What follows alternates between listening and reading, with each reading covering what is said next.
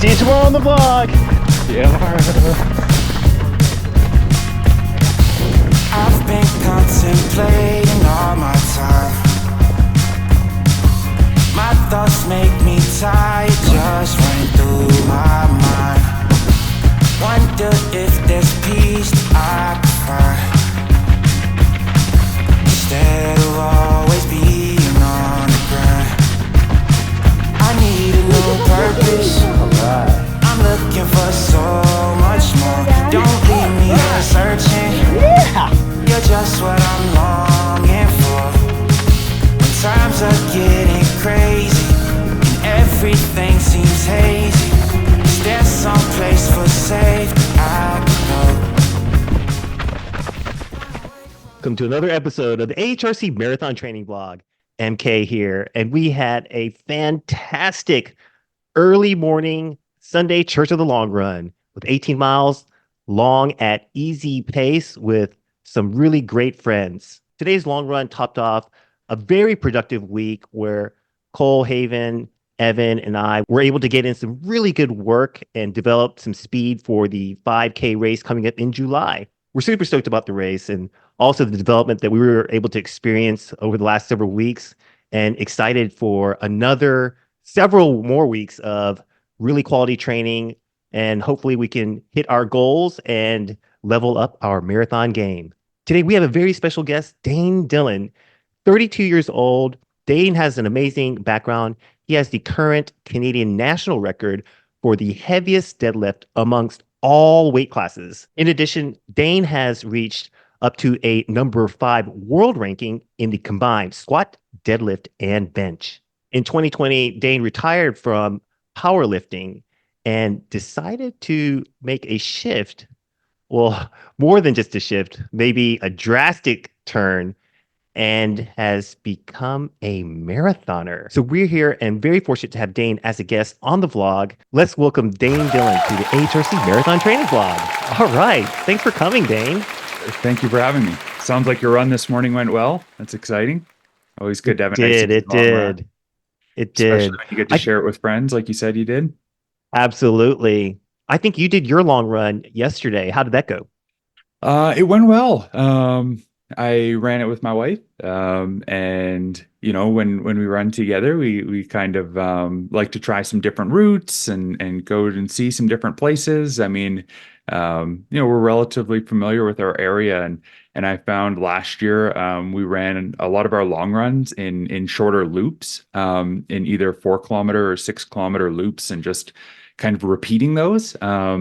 So a big thing that we're doing this year is trying to kind of expand the areas that we run in, and just to make it a little bit more enjoyable. I had times where I would do a 4K loop and do it 8 times, and that is just monotonous.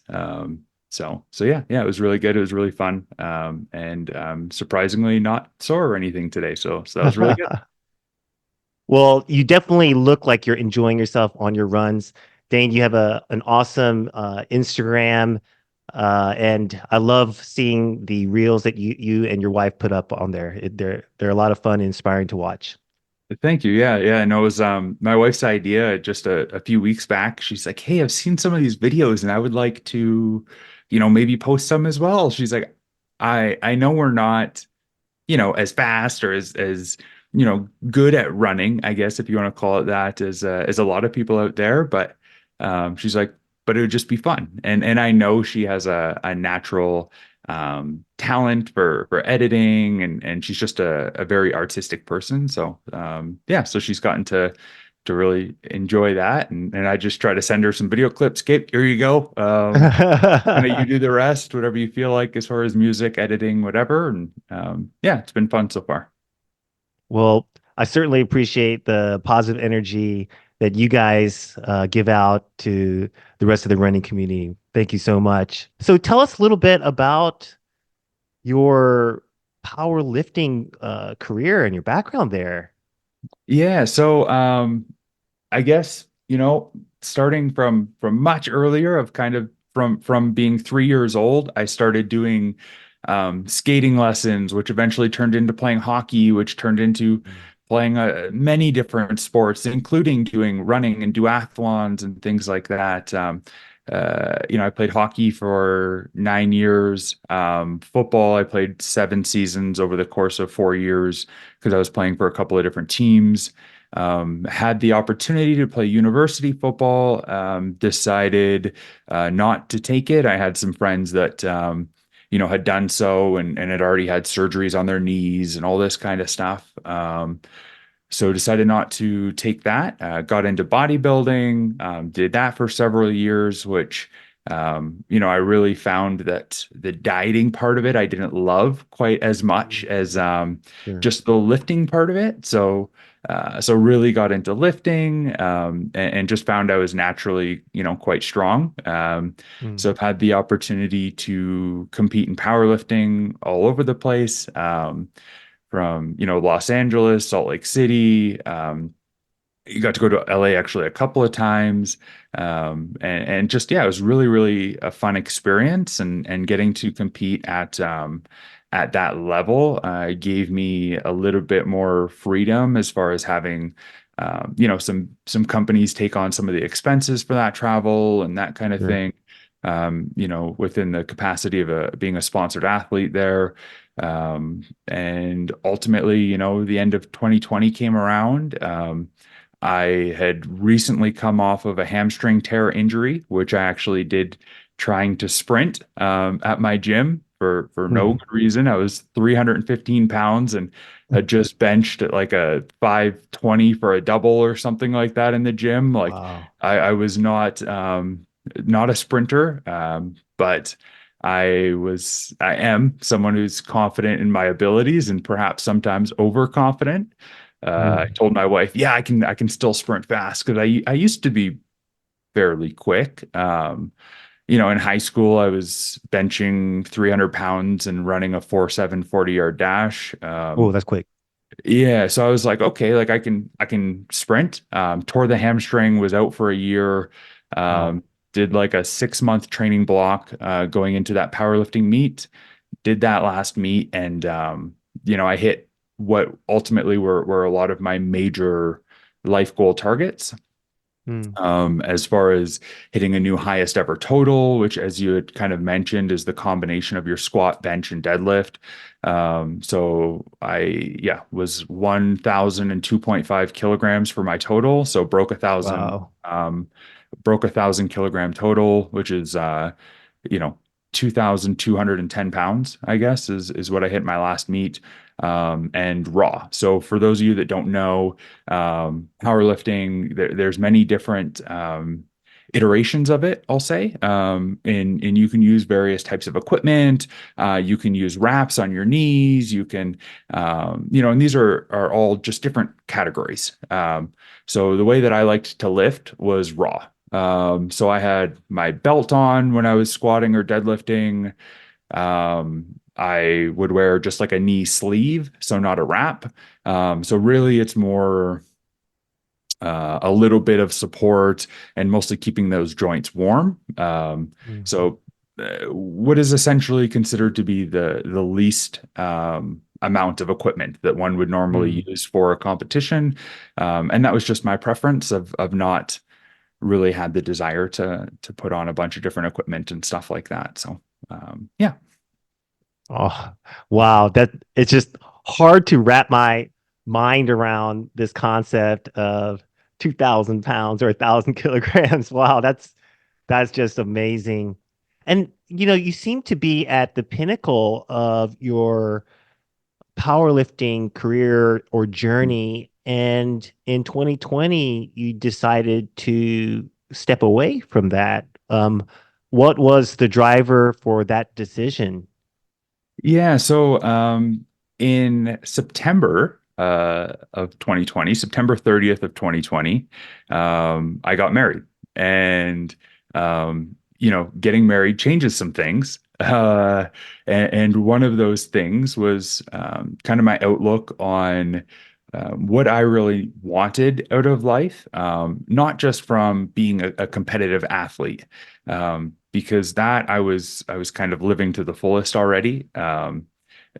as much as you can as a power lifter. It's certainly not the same as being a professional basketball player or something like that. I was working a day job. It certainly wasn't paying the bills.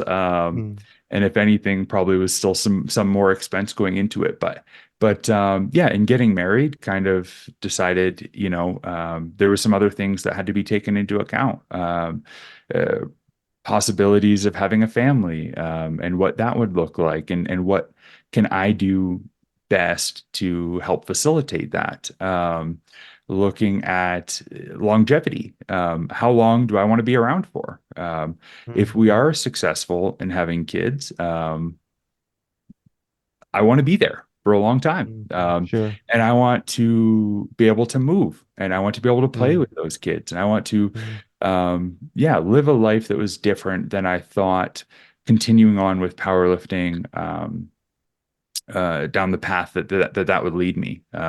mm, I was very fortunate in not receiving or not having any really major, um, physical issues that came from powerlifting, at least none that have reared their head thus far.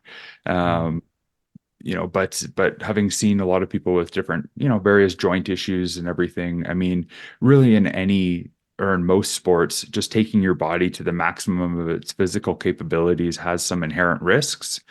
sure.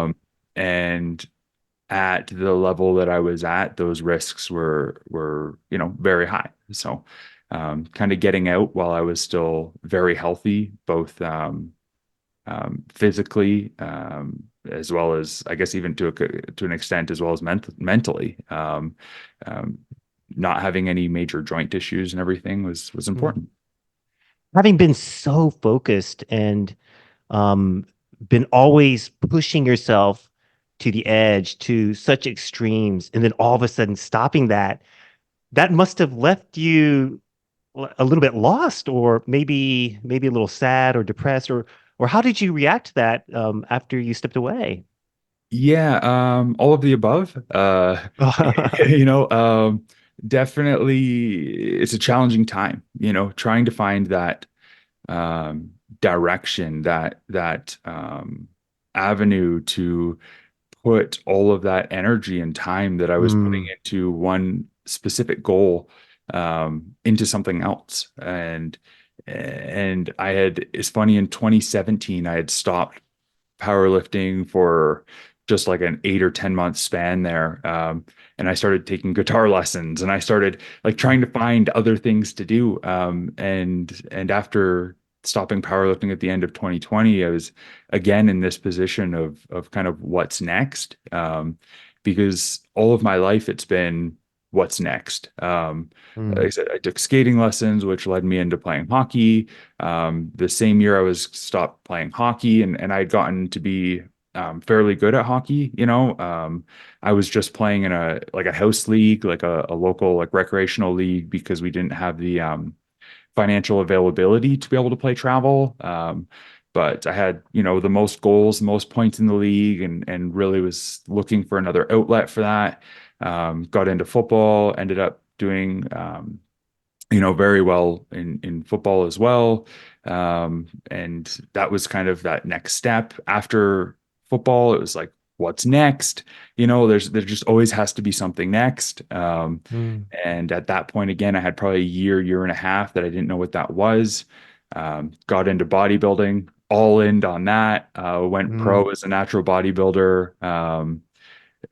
Then, yeah, got convinced to try a powerlifting meet, and ended up doing that, and found mm. that I was actually pretty good at that. Set some records in my first ever meet, and, yeah, the rest is kind of history. So And then now it's 2020, and then what's next? Like yeah, what happened to you then? I spent probably about a year and a half trying to figure out what was next. I would Mm, still, train to an extent, certainly not with the same intention, I'll say, that I was training, mm, when I was powerlifting. That was very, specific in what I was trying to accomplish, and very structured, and in, my training cycles and everything, what did that look like? And I spent a year and a half of just going, I don't really know. And eventually, well, just shy of 2 years ago, I decided I'll try to go for a run. Mm. I'll just see what running feels like again. It's been a while, and I think the summer previous, my wife and I had tried to go on a couple of like 1 mile or even just slightly longer, maybe 2 kilometer runs. And I would come home and I'd be coughing and I'd that metallic taste in my lungs. And it was yeah, a humbling experience, I'll say. Mm. And so yeah, in June of 2022, I decided, I'll try running. And so I end up going quite all in on things. So I started just with my sneakers that I had been wearing around, and just try to do we had a 1 mile loop in our neighborhood. So like 1.6 kilometers. I'd go out and I'd try to do that, like every day. And Mm. so, or even a few days a week. And so I started with that. Within, I think it was 3 or 4 weeks, I had run an 11K run at one point, which I had no right doing, but I had some fun with that. I happened to be out in a town called Canmore, which is I live in Calgary, Alberta. Canmore is about an hour away, and is beautiful there, surrounded by mountains and everything. And I just felt like, even being that early into running, I was like, I need to experience this while running. Mm. Just driving through wasn't enough. I had a business meeting there, and after the meeting, I was like, I've got a little bit of time. Like, let's try to go for a little run, and ran 11 kilometers, I think, that day. And my nipples were bleeding after, and I was not prepared at all. Like, I didn't have the different things that I use now, as far as having, yeah, some coverage there, having some nutter butter and everything for my thighs and all of that kind of stuff. Yeah, wasn't prepared. And so while it was still a nice experience, it was a pretty painful after type experience. And Mm. yeah, just continued Well, down that path. hey, Dane, just to backtrack a little bit, your first experience, you were talking about how you just had that metallic taste, breathing so hard, and it was such a humbling experience in the beginning. And even um, this this last experience that you described of going to a town that you wanted to experience on foot while you're running, but that also turned into somewhat of a negative experience in the end. All these hurdles and all these negative experiences, but what drove you to go the next day? After the very first run, you had to go for a second run, and Yeah. and then after this experience of being unprepared, and then you had to go do another run after that too. Mhm. What kept you going, or what was your inspiration? Yeah, I think a lot of it, it crosses over into many different sports, many different areas of life, but it's that, when you do something, it's very hard at first, almost always, unless you have some form of a natural inclination. If I started running, and I was a 130-pound guy or a 140-pound guy, and it still might have been hard at the start, just because there is still an extent to which you're building up that respiratory system. But starting as like a 300 plus pound guy, um, I was like, okay, if I just keep doing this, it will eventually get better.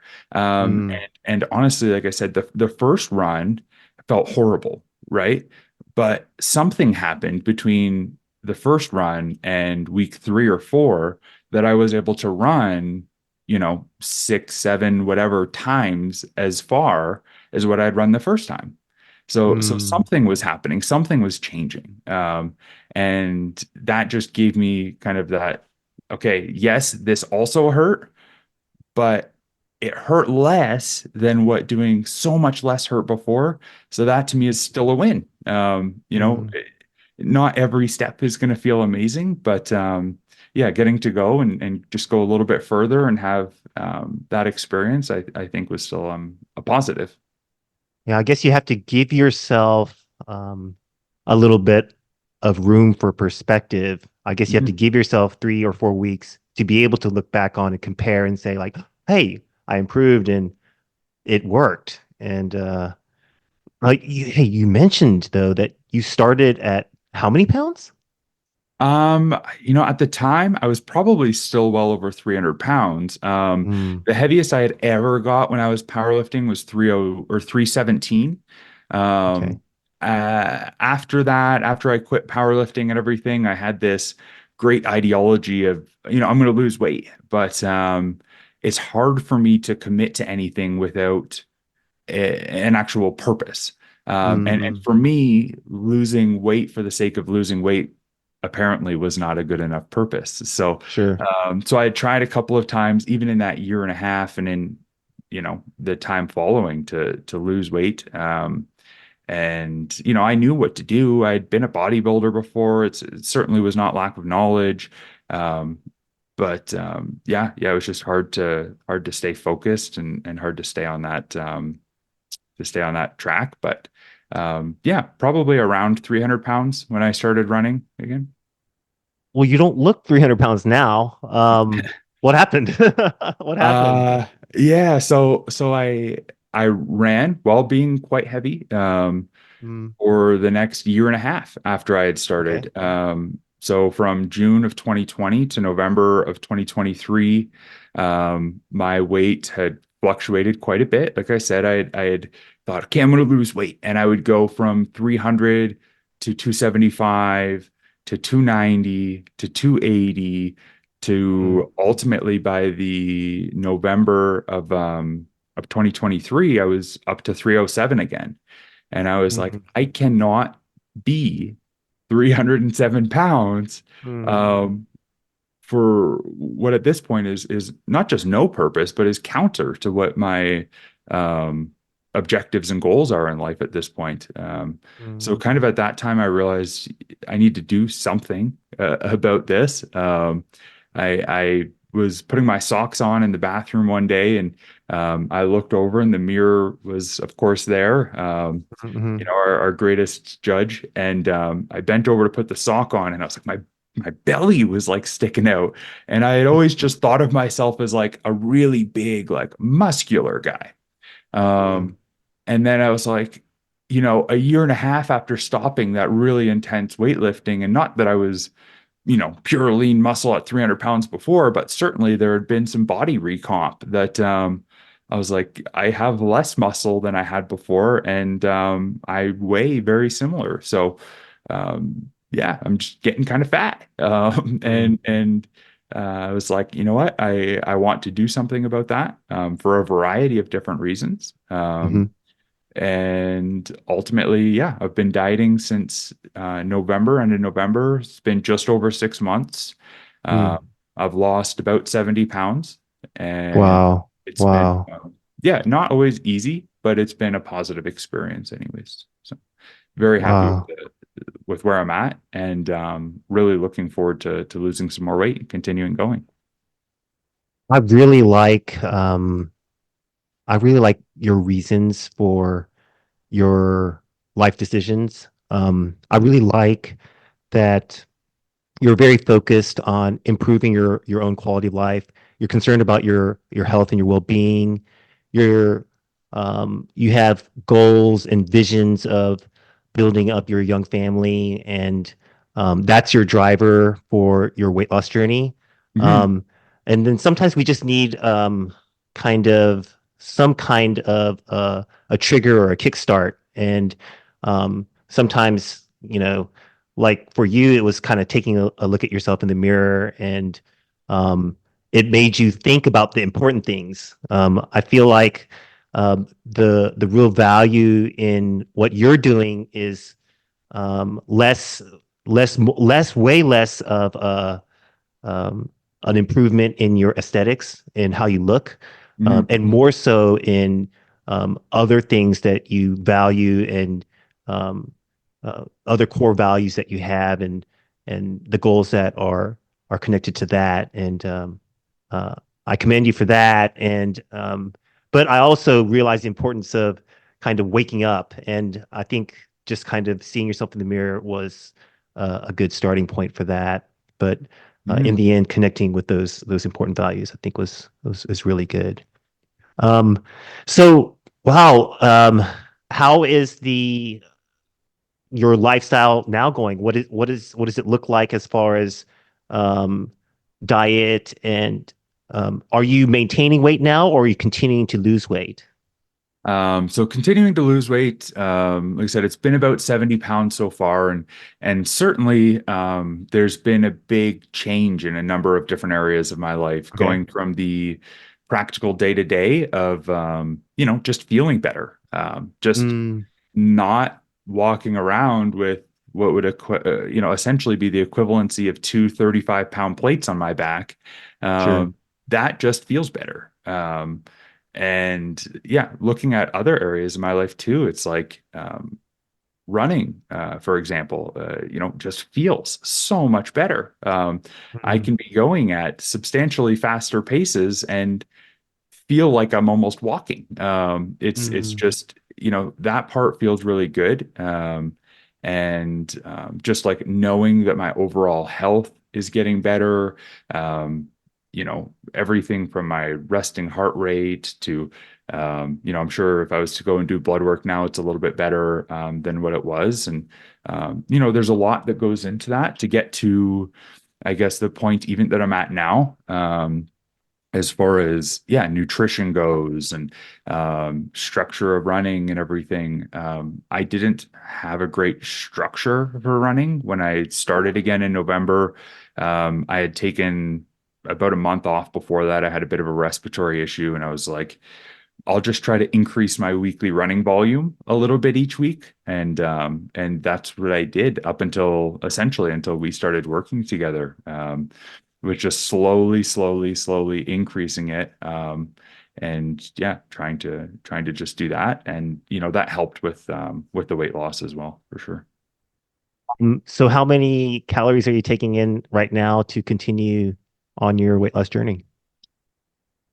So this number is going to be very different for everybody. Sure. For me right now, I'm at 2,100 calories a day. Wow. Yeah, which is not a ton. A lot smaller people have a lot more than that, quite often. But Just for reference sake, for everybody watching, Evan eats more than 2,100 calories a day. So just for reference sake. yeah, it's and the way that I looked at it was that, what, like once I had this reason, right, that was really pushing me, and honestly, like I said, it's kind of a multifactorial reason that I'm trying to do this. But yeah, after having that reason, it kind of was like I've eaten more than I should for long enough that I can accept eating less than I should for a little while to fix the problems that I've caused. So, um, is Wow. eating 2,100 calories a day the most comfortable and fun experience, especially when trying to run and increase that running volume and everything? And the answer is no, of course not. But strangely enough, despite being in a deficit, I don't have the same fatigue that I had in just being so much heavier. Like one would think Mm, that, being in that caloric deficit, your body is in a way eating itself. It's eating up all those fat stores that had been there. But yeah, eventually the body kind of got used to it, and not weighing 70 pounds more. Definitely outweighs the lack of nutrition and everything that's coming in. I've kind of found for me personally that 2,100 calories a day is as much as I can eat and not be entirely ravenous all the time. I'm very structured in that eating, in how I break up my meals throughout the day, and yeah, giving myself some flexibility in what I eat as well. awesome. Awesome. I think a lot of people can take away some valuable information from your experience in sharing that. We really appreciate that.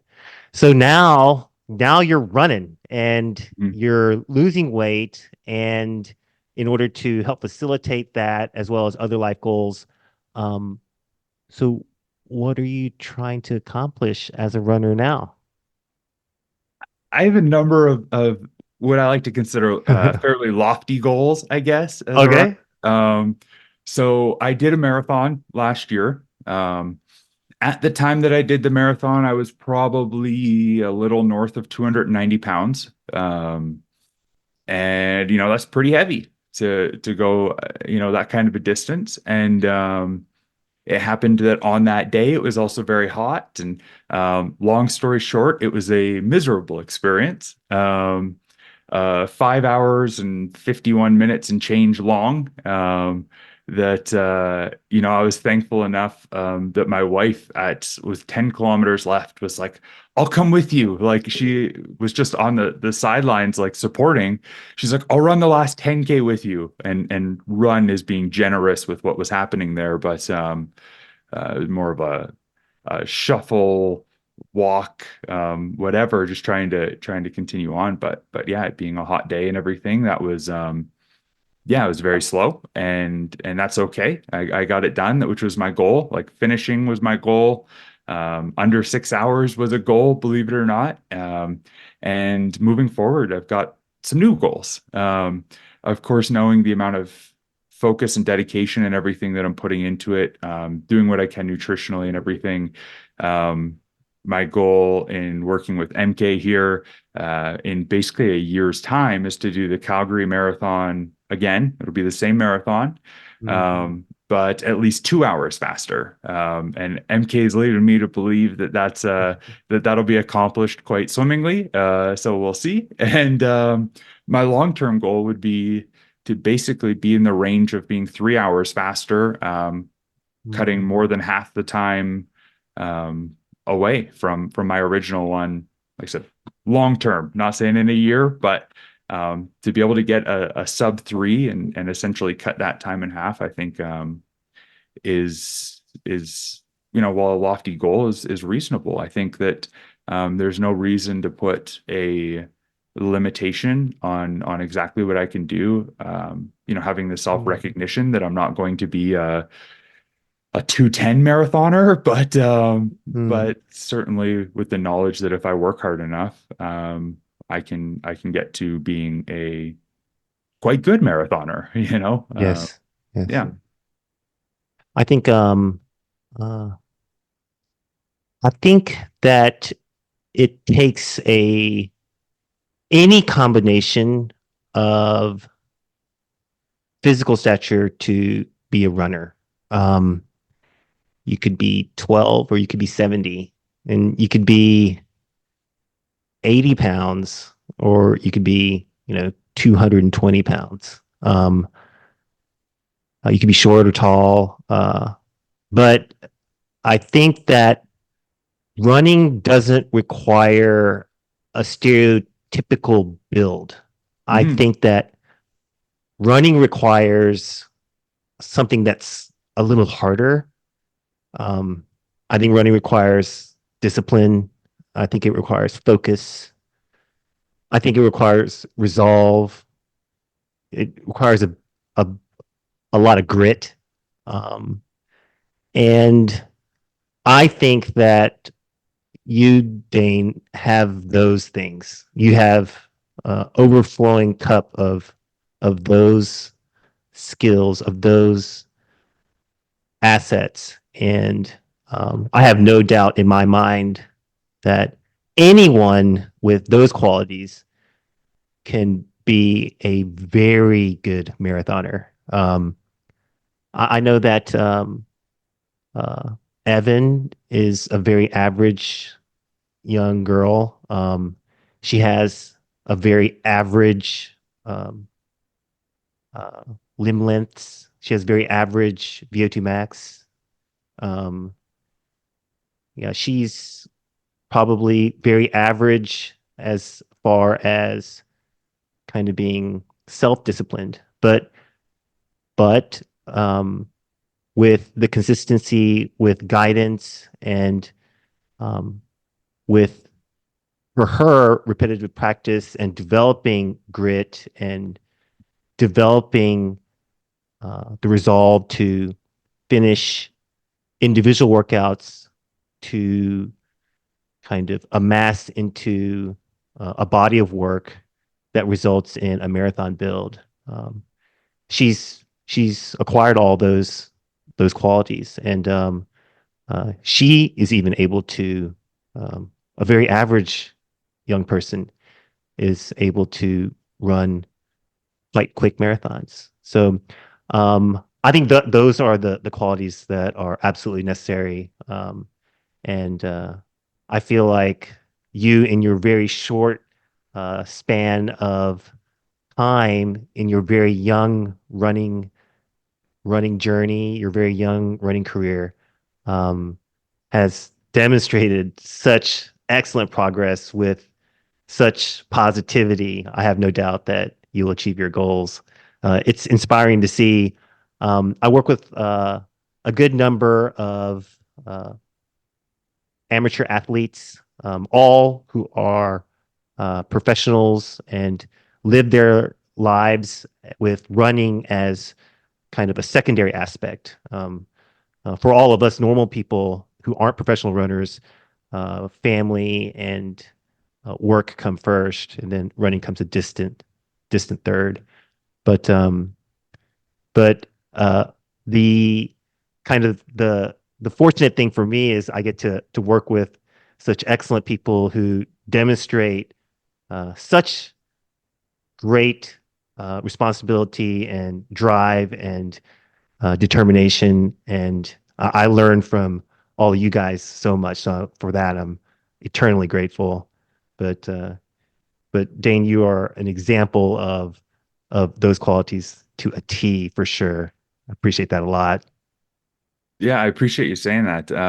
It's interesting. I think that I am just as a person, I've always been someone who, when I get really focused on something, I certainly go all in on it. And I think that really most of the sports that I've participated in, that's been sort of a requirement to be at a very high level, or certainly the level that I've accomplished in some of them. So it took me a little while to get that level of dedication to running. I enjoyed the running part before I decided it was time to do the weight loss part to get better at it. But we're getting there. We're getting there. So looking forward to the future and see what that brings as well.